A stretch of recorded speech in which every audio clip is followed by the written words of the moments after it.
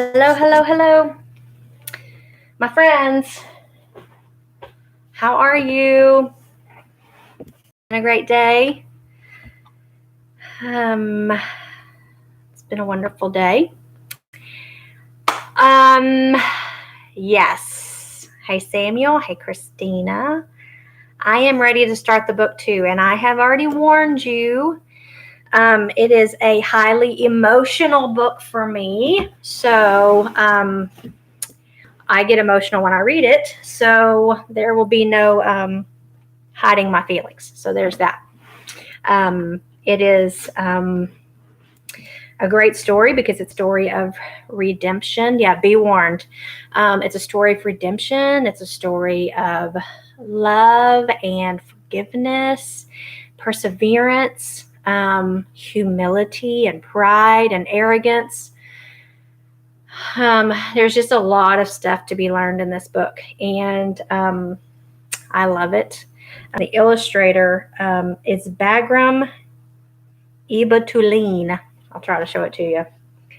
Illustrated by Bagram Tulane, which I have no idea who that is. And I'm not even sure the nationality. It says that Bagram Tulane is the illustrator of Crossing by Philip Booth, The Nightingale by Hans Christian Andersen, retold by Stephen Mitchell. Let me go down. Yeah, I don't know where he's from, but he says in regards to this book, he also did another one called Great Joy by Kate DiCamillo. It was a singular experience to work on the illustrations for Edward Tulane and to be there with him on his journey. I must admit, I was a bit wistful when I came to the end of the road on this very special book. Hey, Lena. So this is a very special book. And this one is hard to finish because you do feel like you're going to lose. You feel like your best friend's kind of moving away. So, and the book that I have, the copy that I have, somebody wrote all in it. It's a secondhand book. So all the more character. So, hey, Lena. Hey, Mr. Paul. Thanks for joining us. That's a great story. So I'm about to get started. I think that Caroline and Reed are going to join in with us. But it's a wonderful book. So invite people to read it or join in with us. TJ goes, Mom, are you at the end of your videos, or you tell them to like and subscribe? And I'm like, no, I'm not telling them to like and subscribe, which I always hear that. But it's such a good book that if you would like others to read along with this, then, like and share, whatever. So there, I said it, TJ. Okay, so we're going to get started. Little House on the Prairie is a great book too. It is like losing a best friend when you finish a book. This one is great. I just love it so much. I'm so glad that someone introduced me to it a couple of years ago. It was actually published in, when is the date? 2006. So it's been around a good while.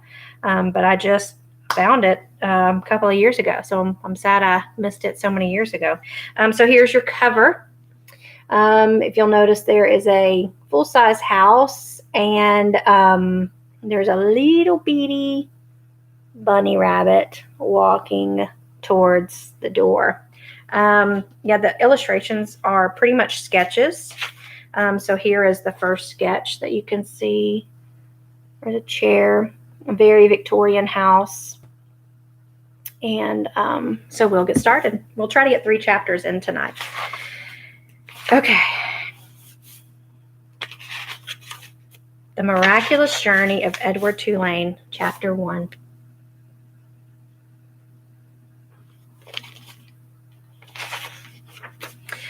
Once in a house on Egypt Street, there lived a rabbit who was made almost entirely of china. He had china arms and china legs, china paws and a china head, a china torso and a china nose.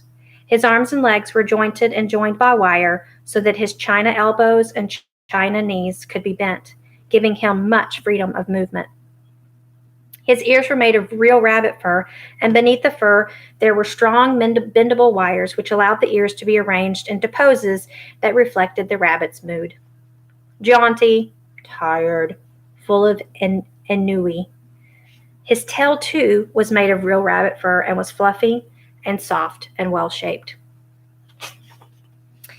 The rabbit's name was Edward Tulane, and he was tall. He measured almost 3 feet from tip of his ears to the tip of his feet. His eyes were painted a penetrating and intelligent blue. In all, Edward Tulane felt himself to be an exceptional specimen. Only his whiskers gave him pause. They were long and elegant as they should be, but they were of uncertain origin. Edward felt quite strongly like that they were not the whiskers of a rabbit. Whom the whiskers had belonged to initially, what unsavory animal, was a question that Edward could not bear to consider for too long.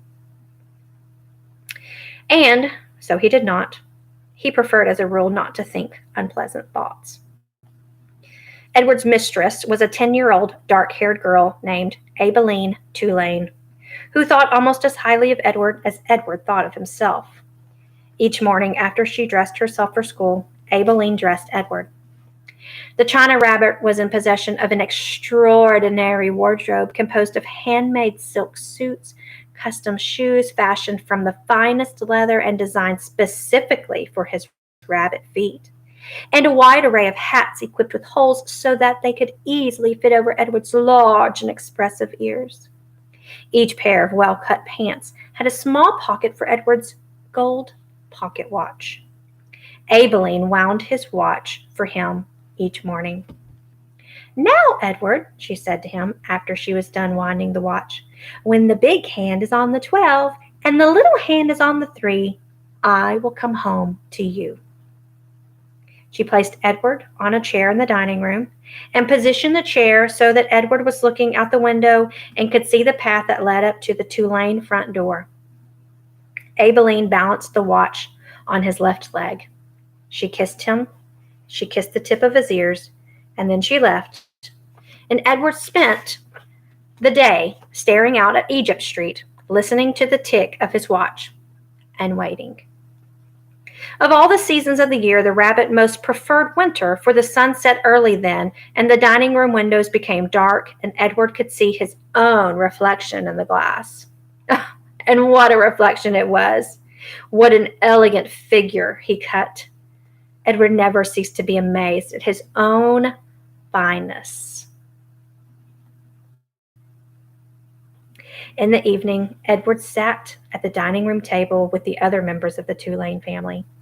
Abilene, her mother and father, and Abilene's grandmother, who was called Pellegrina. True, Edward's ears barely cleared the tabletop, and true also, he spent the duration of the meal staring straight ahead at nothing but the bright and blinding white of the tablecloth. But he was there, a rabbit at the table. Abilene's parents found it charming that Abilene considered Edward real, and that she sometimes requested that a phrase or story be repeated because Edward had not heard it.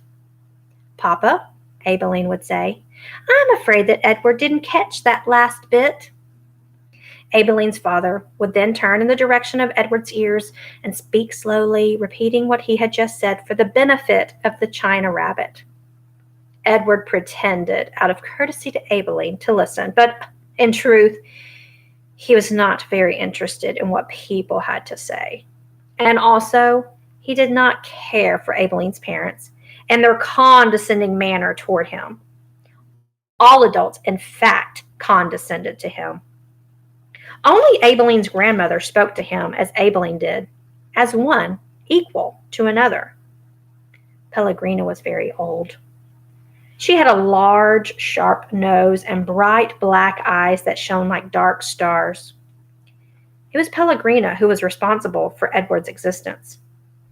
It was she who had commissioned his making. She who had ordered his silk suits and his pocket watch, his jaunty hats and his bendable ears, his fine leather shoes, and his jointed arms and legs, all from a master craftsman in her native France. It was Pellegrina who had given him as a gift to Aileen on her 7th birthday. And it was Pellegrina who came each night to tuck Aileen into her bed and Edward into his. "Will you tell us a story, Pellegrina?" Aileen asked her grandmother each night. "Not tonight, lady," said Pellegrina. "When?" asked Aileen. "What night?" "Soon," said Pellegrina. "Soon there will be a story." And then she turned off the light, and Edward and Aileen lay in the dark of the bedroom. "I love you, Edward," Aileen said each night after Pellegrina had left. She said those words, and then she waited, almost as if she expected Edward to say something in return. Edward said nothing. He said nothing because, of course, he could not speak. He lay in his small bed next to Aileen's large one. He stared up at the ceiling and listened to the sound of her breath entering and leaving her body, knowing that soon she would be asleep. But Edward's eyes were painted on, and he could not close them. He was always awake. Sometimes, if Aileen put him into his bed on his side instead of his back, he could see through the cracks in the curtains and out into the dark night. On clear nights, the stars shone, and their pinprick light comforted Edward in a way that he could not quite understand. Often he stared at the stars all night, until the dark finally gave way to dawn. End of chapter 1. Chapter 2.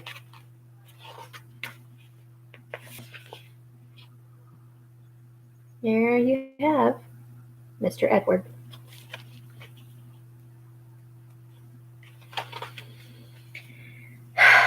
And in this manner, Edward's days passed one into the other. Nothing remarkable happened. Oh, there was the occasional small domestic drama.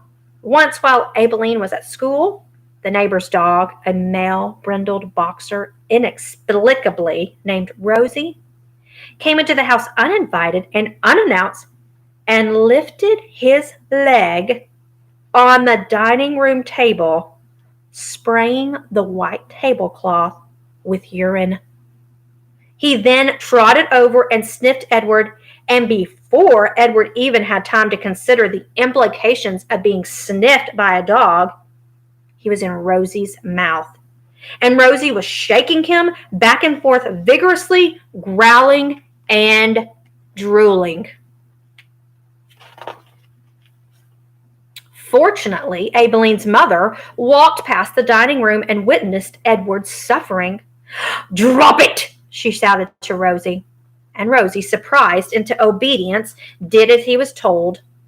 Edward's silk suit was stained with drool, and his head ached for several days afterward. But it was his ego that had suffered the most damage.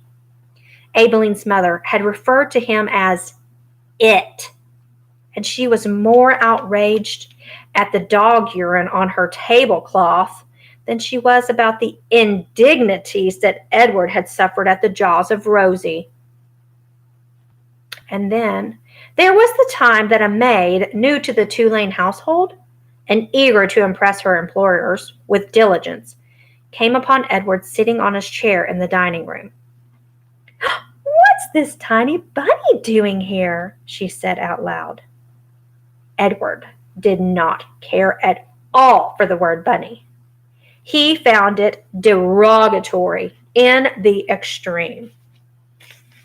So here we have Rosie, the brindled boxer, who has soiled the tablecloth and who has shaken Edward in the mouth.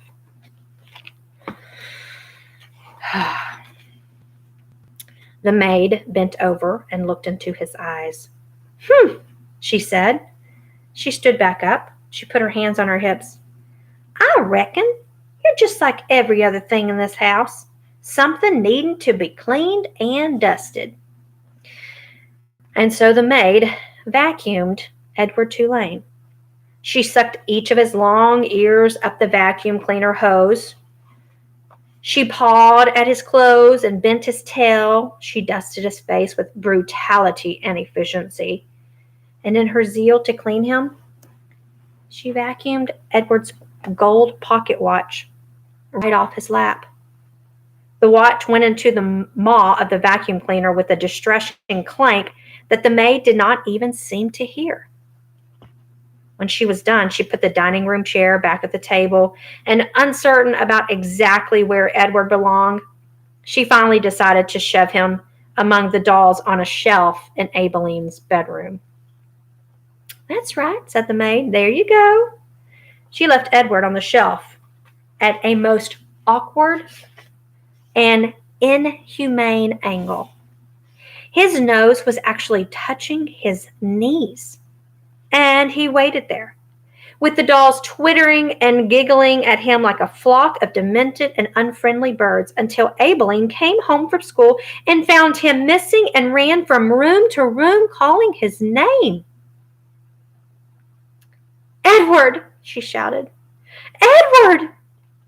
There was no way, of course, for him to let her know where he was. No way for him to answer her. He could only sit and wait. When Abilene found him, she held him close, so close that Edward could feel her heart beating, leaping almost out of her chest in its agitation. "Edward," she said, "oh, Edward, I love you. I never want you to be away from me." The rabbit, too, was experiencing a great emotion, but it was not love. It was annoyance that he had been so mightily inconvenienced, that he had been handled by the maid as cavalierly as an inanimate object, like a serving bowl, say, or a teapot. The only satisfaction to be had from the whole affair was that the new maid was dismissed immediately. Edward's pocket watch was located later, deep within the bowels of the vacuum cleaner, dented, but still working condition. It was returned to him by Abilene's father, who presented it with a mocking bow. "Sir Edward," he said, "your timepiece, I do believe." The Rosie affair and the vacuum cleaner incident, those were the great dramas of Edward's life until the night of Abilene's 11th birthday, when at the dinner table, as the cake was being served, the ship was mentioned. And that is all of chapter 2. We have time for one more chapter. Chapter 3. Looks like a beautiful set table with glasses, napkin, plates, spoons, forks, knives.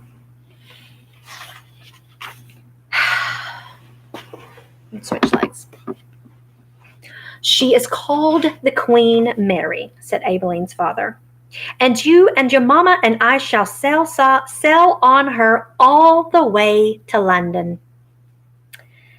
"What about Pellegrina?" asked Abilene. "I will not go," said Pellegrina. "I will stay." Edward, of course, was not listening. He found the talk around the dinner table excruciatingly dull. In fact, he made a point of not listening if he could help it. But then Abilene did something unusual, something that forced him to pay attention. As the talk about the ship continued, Abilene reached for Edward and took him from his chair and stood him in her lap. "And what about Edward?" she said, her voice high and uncertain. "What about him, darling?" said her mother. "Will Edward be sailing on the Queen Mary with us?"